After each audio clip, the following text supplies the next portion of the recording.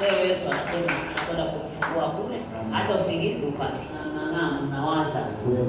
Haya mambo mimi mpaka lini na umri wangu huu? Nikija kufikia kwenye umri wa huyo kwenye jina lake itakuwaje? Nitafika kweli? Kweli. Kweli. Hawaza sana. Na kuna watu waliongea maneno mabaya kuhusu wewe walichokuwa wanataka kufanyia. Sana. Unasikia mtu? Kwanza ulikuwa unatamani hata sisi nitoke nikakaa nje. Mbona sielewi chochote. Yaani uko wenyewe baada ya kufika alfajiri ya leo, nilitamani kama nisije kabisa. Yaani niliwaza mpaka simu nzima. Ile nafsi ilikuwa nishawishi. Baba si akakupata. Ila nikawa nakupa kutokana nishamwahidi dada huyu. Ili tuje huko kwenye maombi. Alafu nikikosa kwenda ataniona sio mtu mzuri. Makofi jamani. Nashukuru najisikia vizuri.